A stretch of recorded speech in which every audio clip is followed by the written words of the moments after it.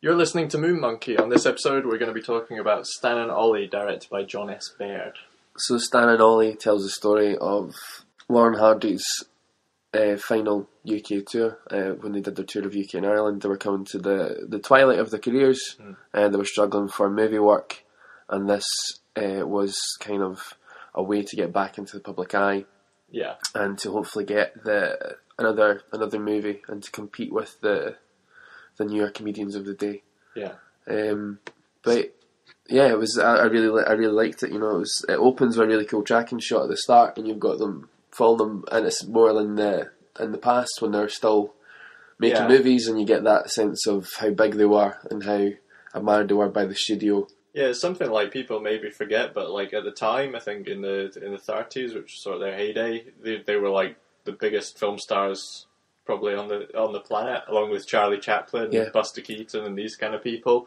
And I think like the main performances, you got Steve Coogan playing Stan Laurel and John C. Reilly playing Oliver Hardy, and I thought their performances were fantastic. Like they embodied the characters, and sort of really brought them to life. And I think even if you're not a fan of Laurel and Hardy, the film sort of delves behind the scenes and really tells like a highly personal story about these two individuals and their friendship and their relationship and what happened.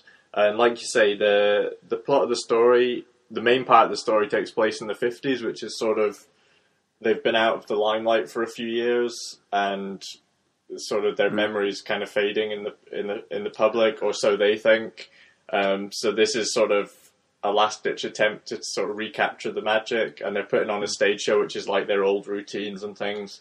And you see early on in the film, not many people are turning up, and it's a little bit sad because it's kind of it's sort of the faded stars story, like people who were famous and now they've sort of lost that. But yeah, like I say, through it all, that friendship is what sort of really holds the film together. Also, some great performances. Shirley Henderson plays Oliver Hardy's wife, Lucille, and we've also got Nina Arianda, who plays Stan Laurel's wife. Yeah, and I think like they really kind of steal the movie and the scenes they're in. Oh yeah, they're totally hilarious. Yeah. I mean, they have like some of the funniest scenes in the film, and their interaction as well is just fantastic. But like even the promoter says in the movie, you're getting 2 double acts for one, and in this movie you really do, because you've got Laurel and Hardy and the wives as well, and how they interact. Yeah, there's just some of the best stuff in it. But I think like you said, it really shows how like post-war like the people's taste in comedy had changed. It was more Abbott and Costello. Yeah, and even the promoter, played by Rufus Jones, is wanting to talk about Norman Wisdom all the time. Yeah, and try to team him up with other things and just way to make money for himself. That's really, the thing. It's like new. It's that thing where you've got celebrity, but then times change, and you're no longer like the talk of the town. You're no longer the popular thing. But really, like Laurel and Hardy show them that they've still got it and they can still compete.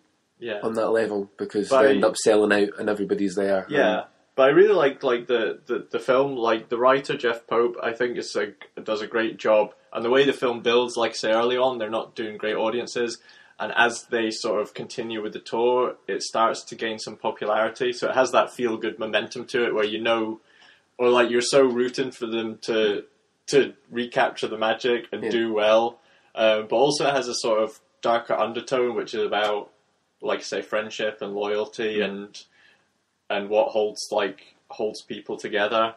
So yeah, I would definitely recommend it. It does a really good job of recreating the period as well, and sort of also like another really interesting thing I found. Again, this comes down to the writing and directing, but it's almost like when you watch their routines early on, they're not very funny, and you as the audience are thinking, yeah, this really isn't that great. But the way it's shot and written is like later on, it like becomes funnier. I felt like they do different routines. I think it's because you're seeing the way they're shooting with audience reactions. Like you're feeling what the audience is feeling. So early on, it's kind of, oh, these guys are like past it. But later on in the film, you're thinking, actually, this is really good, and you sort of really get into it.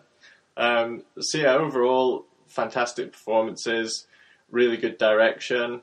A bit of a departure for John S. Baird, who did Filth, I think, was the last film we saw of his. Yeah. So this is quite different, doing a period drama. Yeah, well, he didn't try to like maybe bend this to his style. He like bended to the piece, and showed like a more sweet emotional moments in this, because it is like, I think it does feel like a bit like a love story between the two of them.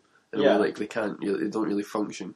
It has sort of an old-fashioned sensibility, like an old-fashioned love story or sort of mild comedy. I just really like how at the start it's more about the routines and stuff, but then as it gets to the end, it's more about like their relationship and how they drifted apart in the past, and how they've got back together now, and how they're maybe going to drift apart again. Yeah. But that the double act means so much to both of them, and they can't go on without one another. Yeah. When it was just it was really quite touching at moments. But I really liked it, and it felt like both Coogan and Reilly were taking it very seriously, and it was a very like sincere tribute to Laurel and Hardy. Yeah, that's the thing. Great performances, and not just like a caricature or an impersonation, but they genuinely got to like the heart of the two characters. Yeah, they really embodied it and really worked on the routines, I think, as well. You could tell when they were doing the dances, and I saw an interview with them, and they were like, Laurel and Hardy would do little mistakes within the routines as part of the routine, and they had to learn all the mistakes as well.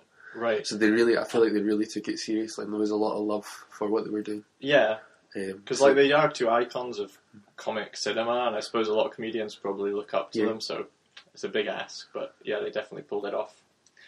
So that was our review of Laurel and Hardy. We'll be back again soon with more reviews.